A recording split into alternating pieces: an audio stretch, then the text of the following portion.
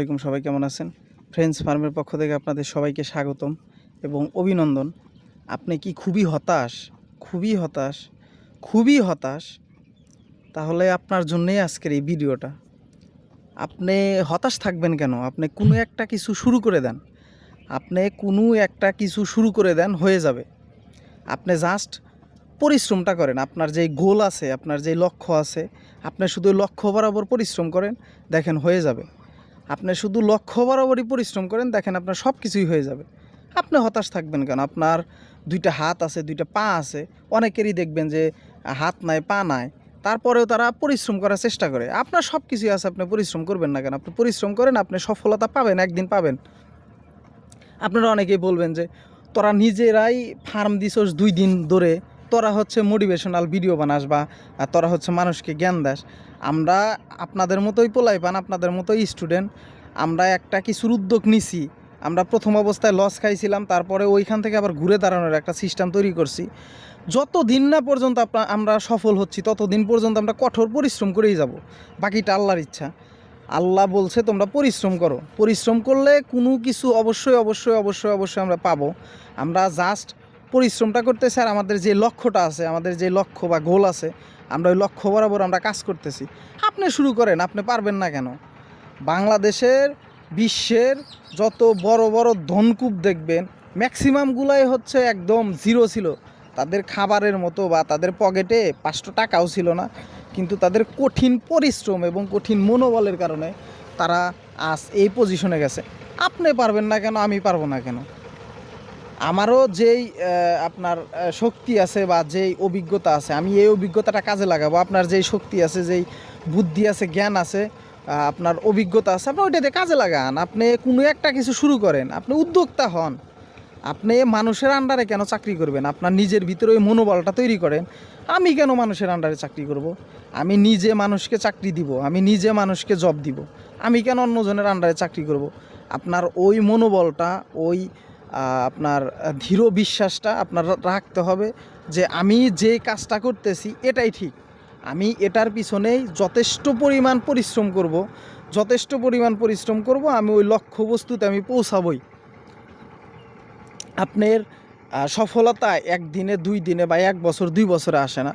এগুলা লং টাইমের জন্য লং টাইম পরিশ্রম করতে হবে। আপনি জাস্ট আপনি পরিশ্রমটা করেন বা যে কোনো একটা কিছু আপনি শুরু করেন, হয়ে যাবে, ইনশাল্লাহ হয়ে যাবে। আপনি পরিশ্রম করলেই হয়ে যাবে ভাই। আপনি কোনো কিছুর একটা উদ্যোক্তা হন। যেমন আমরা হাঁসের ফার্ম দিছি, আপনি হাঁসের ফার্ম দেন। আপনার অ্যাবিলিটি নাই, আপনার 20টা হাঁস কেনেন, 10টা হাঁস কেনেন, 50টা হাঁস কেনেন, শুরু করে দেন।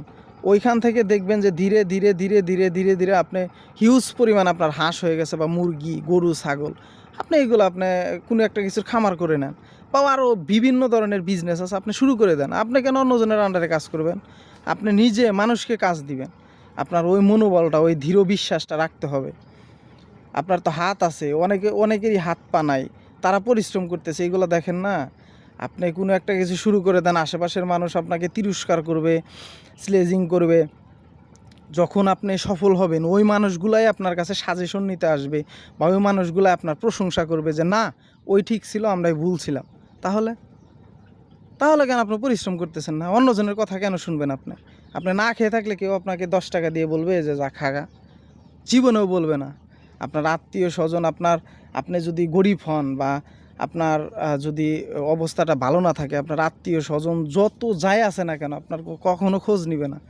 আর আপনি যদি উপরের দিকে উঠতে থাকেন, দেখবেন যে আপনার যেই আত্মীয় স্বজনগুলো আপনার খোঁজ নেয় না, ওইগুলো আপনাকে এসে আপনার কাছ থেকে বুদ্ধি নিবে বা আপনার কাছ থেকে পরামর্শ নেবে, আপনিই তাদের সব কিছু হবে।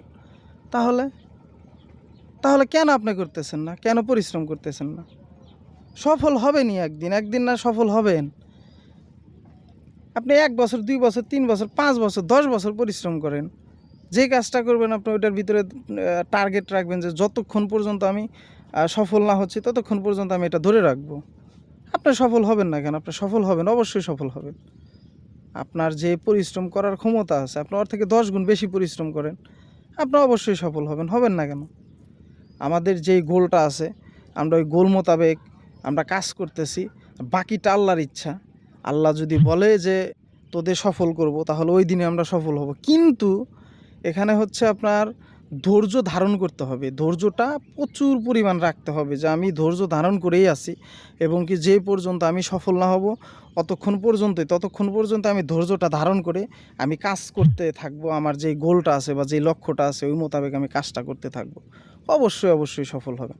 আপনার পরিশ্রম আপনাকে এক উচ্চতায় নিয়ে যাবে। আপনার পরিশ্রম করলে মানুষকে যে কতটা মানুষকে সফলতার দিকে নিয়ে যায় বা সফলতার দিকে ধাবিত করে, এগুলো হচ্ছে আপনার মোটিভেশনাল ভিডিও দেখবেন। যেমন হচ্ছে আপনার বিসমিল্লাহ এগ্রোর সাইম ভাই আছে, কি পরিমাণ পরিশ্রম করেছে। সে তো এই স্টুডেন্ট, একদম ছোট থেকেই সে পরিশ্রম করছে। তার আপনি গল্প কাহিনীগুলো শুনবেন। আর একটা আছে মোল্লা হ্যাসারি, আমরা যেখান থেকে হচ্ছে আপনার হাঁসের বাচ্চা নিয়ে আসি। তার জীবন কাহিনী শুনলে মানে আমাদেরই কান্না পায়। মানে এত কষ্ট করছে সে, এত কষ্ট করার পরে সে আজকে সফল। সেও মানুষ, আমরাও মানুষ। সে পারলে আমি পারবো না কেন? এটা কোনো কথা হলো? সে যদি পারে আমি কেন পারবো না? আমারও পারতে হবে, আমারও ওই মনোবলটা রাখতে হবে, ওই দৃঢ় বিশ্বাসটা রাখতে হবে যে সে পারলে আমি কেন পারবো না? আমি অবশ্যই পারবো। আমার যতটুকু পরিশ্রম করা প্রয়োজন আমি তার থেকে বেশি পরিশ্রম করব। তার থেকে বেশি আমি কঠোর পরিশ্রম করে আমি ওই পজিশনেই যাব। আমি কেন সফল হতে পারবো না? আপনি কেন সফল হতে পারবেন না বলেন?